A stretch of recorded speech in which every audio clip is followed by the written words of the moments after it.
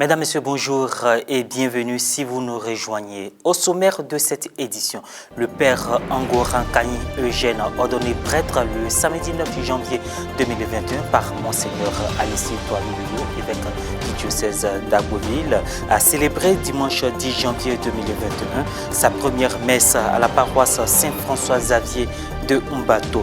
Et puis, à l'occasion du jubilé des 125 ans de l'évangélisation de la Côte d'Ivoire, une émission spéciale a eu lieu à la paroisse Sainte-Famille de la Rivera 2. Les détails dans un instant. Comme il est de coutume dans l'Église, les nouveaux prêtres sont appelés à célébrer leur première messe. Après son ordination presbytérale qui a eu lieu la veille, le père Angoran Kani Eugène a choisi de célébrer sa messe de prémisse le dimanche 10 janvier 2021 à la paroisse Saint-François-Xavier de Umbato en la solennité du baptême de Jésus-Christ. Reporter d'images Jean-Yves Essigan. Accueilli dans une ferveur religieuse qu'accompagnent les chants d'action de grâce, le père Angoran Kani Eugène, abhorrant désormais les tôles et la chasuble, a célébré avec beaucoup de joie et de reconnaissance cette messe de prémisse le dimanche 10 janvier 2021 en la solennité du baptême de Jésus à la paroisse Saint-François-Xavier de Umbato, ordonné prêtre le samedi 9 janvier 2021 par Monseigneur Alessi Touamilou, évêque du diocèse d'Agboville. Le père Eugène rend grâce à Dieu pour la mission d'évangélisation. La première messe permet traditionnellement aux nouveaux prêtres de faire mémoire de son itinéraire de vocation, de remercier ceux qui ont compté de près ou de loin dans ce choix. Nous vous laissons découvrir l'homélie de cette messe de prémisse. Chers frères et sœurs, par le baptême, Dieu nous ouvre le ciel. L'amour de Dieu se déverse en nous et nous sommes assimilés au Fils bien-aimé de Dieu. Le prêtre que Dieu nous a donné hier, en la personne du révérend père Eugène Angora, est celui par qui Dieu, dans l'exercice de son ministère sacerdotal, nous ouvrira continuellement le ciel, de sorte que la parole de Dieu et tous les sacrements qu'il célébrera produisent en nous la vie de Dieu. Après avoir présenté à Dieu l'offrande eucharistique, le père Eugène, célébrant principal pour la première fois, a reçu du peuple de Dieu ses gestes de générosité. C'est une chasuble plus une tôle. Le père Angoran Kani Eugène a remercié le Seigneur d'avoir fait de lui homme pécheur, prêtre de Jésus-Christ. Il n'a pas manqué de témoigner sa gratitude et sa reconnaissance à tous ceux qui l'ont soutenu et encouragé de diverses manières pendant toutes ces années de formation. Il leur a aussi demandé de prier pour lui et leur a promis ses ferventes prières.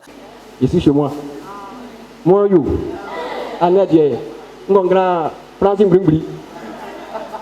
Anadia Mukani, Mukam Beta of Paquet, and Madame Kanika Gulodier, Manade Wayu, Pierre Mousse, and Camprasset dans Anadia. Et pas qu'en français, à Jamédia, direct. Voilà.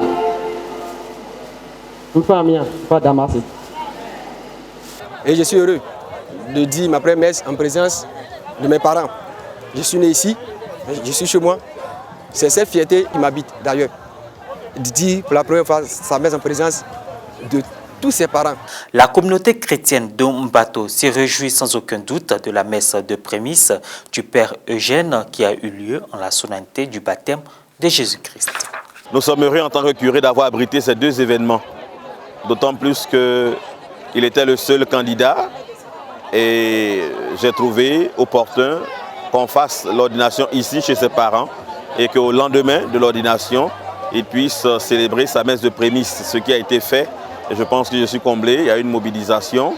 Et nous remercions le Seigneur pour cet heureux événement qui vient de se dérouler. Que Dieu continue de bénir encore la paroisse et que nous ayons encore d'autres saintes vocations pour continuer ce service divin. Je suis vraiment très heureuse parce que ça fait des années qu'il attendait, toute la famille attendait et aujourd'hui, vraiment, depuis hier, nous sommes dans la joie, surtout le vieux. Avec sa situation, il espérait voir son fils devenir prêtre avant de s'en aller et chose faite. Nous rendons grâce à Dieu pour cela. C'est une grande joie pour nous de venir soutenir notre frère Eugène qui, après un long chemin aujourd'hui, est au thème de sa formation. Ce fut une belle cérémonie et nous prions que le Seigneur l'accompagne dans sa mission. Le mardi 12 janvier 2021 s'est tenu à la paroisse Sainte-Famille de la Riviera 2 une émission spéciale sur la clôture de la célébration des 125 ans de l'évangélisation de la Côte d'Ivoire dans le diocèse de Grand-Bassam. Ce en présence de Monseigneur Jean Bonzo Kwasi, vicaire général du diocèse de Grand-Bassam et président du comité de réflexion scientifique. Commentaire Morel Poti. Le mardi 12 janvier 2021 s'est tenu à la paroisse Sainte-Famille de la Riviera 2 une émission spéciale sur la clôture de la célébration des 125 ans de l'évangélisation de la Côte d'Ivoire dans le diocèse de Grand-Bassam. Concernant les étapes et les objectifs visés de ce parcours jubilaire, Monseigneur Jean Bonzo Kwasi, vicaire général du diocèse de Grand-Bassam et président du comité de réflexion scientifique, a été sans détour face aux préoccupations des pères Augustin Kouadio-Bob et Norbert Éric Abécan. Je voudrais dire que quand nous parlons de jubilé, nous parlons d'un parcours.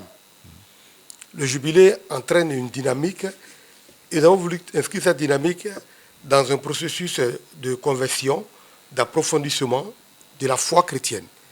Et c'est pourquoi nous avons établi un parcours sur 3 ans. Donc nous sommes partis avec un thème général qui était et qui est en marche vers les 125 ans de l'évangélisation de la Côte d'Ivoire, Grand-Bassam, porte de la foi. Dans ce thème, nous avons mis en évidence 2 choses. L'évangile est venu en Côte d'Ivoire, l'évangile est venu par Bassam. Pour marquer que quand nous parlons de la foi, nous ne sommes pas dans un domaine irréel, philosophique, nous sommes dans une réalité acquise. C'est proclamation, réception, adhésion. Donc, ce sont des personnes qui ont porté cette réalité de la foi, qui nous ont communiqué Jésus-Christ.